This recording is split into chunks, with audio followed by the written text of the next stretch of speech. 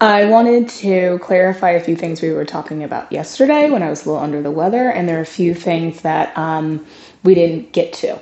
So, the first thing that I want to talk about is how Vicky asked about actually seeing how to progress or regress in exercise. And then I'm also going to talk some more about subtle movement of the atlo axis. All right. So, we were talking about the teaser, and it's just like you could do this with any exercise. All right. This is how you can start to pull exercises apart, again, to regress them or to advance them to something more. And we all know that the full Monty teaser, which I am not warm whatsoever, so my articulation is going to be a little clunky right now. But in your full teaser, you have the inhale, lift up into the contraction, exhale, scoop, pull the legs up, reach for the toes. In the more advanced version, we're going to inhale, lift the arms up here, and then exhale, roll down, vertebra by vertebra, touch the heels, ribs, shoulders. One more time, right? Inhale. So we know we are working full spinal flexion. But then as we lift the arms, we're going to have to take a little bit of lift in that thorax as well to support the shoulders. And then as we roll back through, we're timing that moment of the back, bringing us back into that nice extended front body and the movement of the shoulders to bring the arms back. So essentially, aside from the knees, ankles and feet, you're moving pretty much every joint in the body, ankles and wrists as well, elbows and wrists as well, okay? But we are asking for full movement of the spine and full range in the hips as well to go from flexion and extension. So let's break that down, right? If we started with just the idea of the roll up, lifting a leg, rolling back down, coming through 100 and then saying, a little higher, a little higher, a little higher, a little higher, lift that leg, roll everything down. That might be where someone really needs to start this exercise. And then can they sustain that action in the quad? Roll up, down, maybe even add a little shift at the top, right? And as I was saying yesterday in seminar, sometimes you might even have to regress that to help them actually come up out of the mat, because so many people want to make it about pulling forward. And now here's where I bring in that movement at the atlo axis, okay? The chin towards the chest really tilts. There it is. That's it.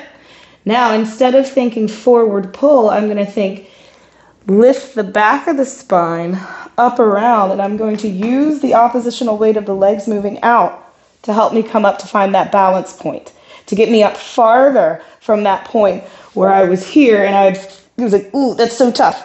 This is still a thing right in here, but that's tough. So if we were to regress it back some more, we got that idea of almost rolling like a ball up into, right? Versus though in that neck, if we pull forward and we make it about the front body trying to yank us forward, it leaves us very heavy and it causes the hip flexors to take a little bit more grip than they really need to, okay? Because if the front body is really trying to pull, but the back body isn't getting the feeling of that elongation to come around, even though it's coming into flexion, okay? Now, if we wanted to take that even farther, now we could even look at how the hip flexors are actually acting. So if I were to take myself back onto my forearms, back to the knee bend, where we were lifting one leg, let's feel that action of hip flexion with this little bit of lumbar flexion I've got right here, how that hip flexor still engages with the quad to lift. We could make the choreography super fun. Stretch it out, hold, put them down. You could stretch it out, and then maybe even think reach the opposite side so you get the feeling of pulling one side through space. Maybe even reach the same arm, same leg. You see how that's that action the side body's going to need to come up, okay? Right? We could take it all the way into your stomach series choreography and legs, because that's going to be some of the same action that you need in your teaser. So now you could now turn it into a whole flow getting into that teaser, right? So once again, we took that full, we regressed it down to just that scoop of the abs and a little bit of engagement of that quad. Broke it down some more, pulling knees in, letting the momentum peel us up around, rolling back to taking it into some serious ab work, serious fire, and really working what that is to scoop back as the hip flexor engages versus letting the hip flexor do all the work, snapping and pulling up, right? You see that difference? And look at my head alignment, like it has to come into that protrusion forward versus that lift up over around, and then the flexion coming from the actual abdominals, flexing the thoracic spine, okay? Now, we also spoke how if you can't get down to the mat, lift the mat up by using a barrel, a ball, anything that you can use to make it easier for them to bring the weight of their back body out of the ground, okay? We also were talking about percussive breathing, which go back and find the replay of the F-Bomb workshop, Breathing the Core.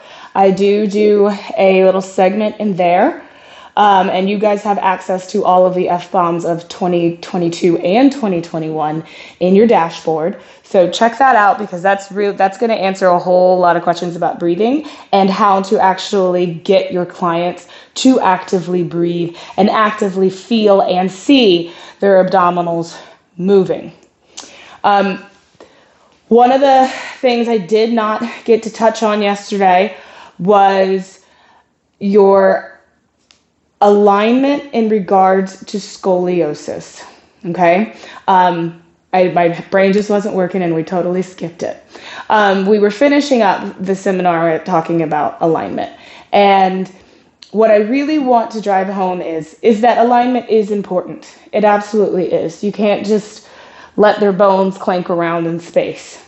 However, as I was saying, you cannot over-cue them and try and force their bodies into positions before they've even moved. You have to let the movement and your assessment of what they're doing guide how you adjust and cue their alignment so that their alignment helps with what they're doing, because their alignment should shift throughout the session, throughout the class. The way they start should not be the way that they finish, right? And one of my exercises to always see that in is in like spine stretch forward. Your first spine stretch forward, and I'm not going very far because again, I'm not warm, to coming up, should be a very different experience to your last spine stretch forward. Your last one should be able to go a little bit farther, right? Which means therefore when you stack up, you're coming up a little bit higher, a little bit lighter. And as you keep working through the repetitions, you're able to find more of that opposition down, out through the thighs and legs, out through the arms, and that pulling back and up that makes you want to lift. Even as I talk about it, I got to do it, right? And as you go over and articulate, leading from the top of the spine, oops, see, already on the third one, I'm a little bit better. Stacking back up, and I should feel a little bit taller. Makes me want to add my arms in to feel that lift up of the waist. Why not even take it into a little ooh side goodness? Again, I'm just progressing the series just to get a little movement flow in a little grease in my spine and going forward again. And what if I even wanted to take that into a little twist saw, right? And a little twist saw and back center and come up, right? As I go through the repetitions, as I add more choreography and more moving parts to create a movement flow or a sequence in a mat class, the alignment should shift.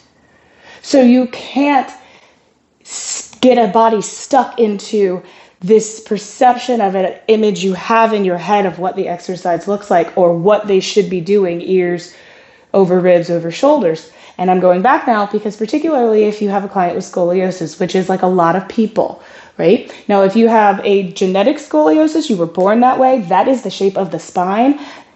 That spine's not going to ever look like the S curve in the book. It is what it is. You're not trying to change the curvature of their spine. You're trying to get them lifted, elongated, and use oppositional energy through the entirety of their body, okay? So when you have a person with genetic scoliosis and they're born that way, you should see one shoulder higher. You're going to see the twist in the ribs. You're going to see one part, a hike in the pelvis. You shouldn't let them fight what that alignment of their spine is. You want them to still work their front, back, side body and find the integration of their limbs.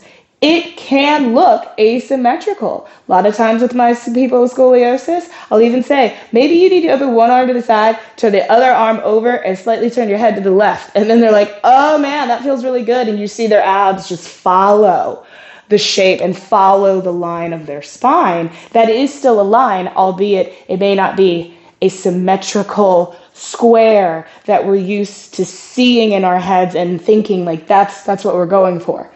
You're not trying to stack them perfectly. You're trying to get them to organize and move, okay? And we were specifically talking about in rotation, what alignment is in rotation. And I want to clarify that particularly because it does matter.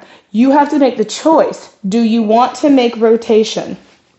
I'm going to put soles of the feet together so you can see it a little bit better. Do you want to make rotation solely and fundamentally about rotating the spine? In which case, no rotation in the hip sockets and very little movement of the shoulder girdle, okay? If it's just about the spine, it's going to be a pretty shallow rotation, especially since, again, I'm not warm, right? I'm only going so far. Yes, I can add more rotation of the cervical because the cervical is spine and it should be able to move independently of the shoulder girdle. I'm choosing these arms here just so you can see, the movement only in the spine versus the movement coming from my shoulders or the movement coming from my hips. And then giving me more rotation. And that's the thing. When you add the extremities and that weight shift in the extremities, you will get more rotation in the spine, but it's not necessarily being initiated from the muscles that rotate the spine, the obliques and your rotatories deep inside your spine, right? The weight of the arms going is going to cause thoracic movement. Valid, good, feels great, particularly useful for people who have fusions, right? A lumbar fusion significantly significantly hinders the ability to rotate. So my clients who have lumbar fusions, when we're doing short box and here we are and we're going to do the twist, I say to them, give me the twist in your spine, which maybe gets them angled on a diagonal, maybe. And then I let them move the pelvis, move the thigh bones, and let them take one leg moving under the strap versus the other so that they're able to get the maximum amount of rotation that they can, because fusions, again, are going to limit their mobility. And the more their mobility is limited, the weaker they get, okay? And particularly when dealing with fusions, you want to keep them strong above and below where the fusion ends. So yes, you want to pull them into alignment so that they're stacked up. But you do not want to promote shearing in the twist, okay? Same with side bending. If they're only going to go so far. So if you let the pelvis come with them, they're able to get more out of that side lateral flexion and more of the stretch on one side, the work on the other, okay? So alignment matters, but alignment is individual to each person. And what you're really going for is not stacking them perfectly. You're trying to get them to elongate and move and use the principles that we've been talking about to do so. And then the other thing I didn't get to was the health of your psoas and being able to, what I like to call, read a psoas, all right? The psoas is so deep and it is so crucial to the health of our entire body. As it is, as you've learned, it is the only muscle that actually connects the femur bone to the lumbar spine, to the spine at all, right? That is important to realize, okay? That all the muscles that constitute your quad, your inner thigh, your hamstrings, all of these are attached to your pelvis. Only the psoas runs from the lesser trochanter on the medial side of the femur all the way up, connecting into the spine, actually up into your ribs, okay? So when that psoas is gripped and tight, it really begins to pull and push. That's the other thing. Pull and push on the spine, right? On the pelvis and on the ribs. Okay? And because the origin of the psoas is up there on T12, thoracic 12, there's interaction of the diaphragm and the tissue and the connective tissue that is shared there, right? So that is where the act of breathing and actually moving the rib cage triggers your psoas to have to keep its malleability, right? So if the diaphragm can move in its full capacity, it is that much harder for the psoas to stay tight. Because once it feels the triggering movement of the diaphragm, it's as if the psoas itself, it's too, needs to move with. Okay?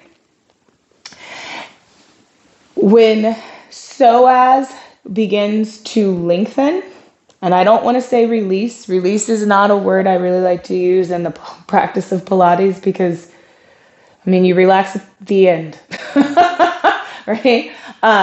But when a psoas begins to change shape, when it begins to lengthen and elongate, and yes, flush outwards, okay? Because a psoas doesn't want to be gnarled in, gripped short and tight. You want it to feel, it's not, you're never really going to actually touch one, but it should have a feeling of expanding down into the basin of the pelvis, because it does as it meets the iliacus and becomes these very large muscles inside your hip for a moment before they actually attach onto your thigh bone. Okay, take a moment and really picture what that grip in that iliacus would be and how that would trigger the rest of your psoas to pull down.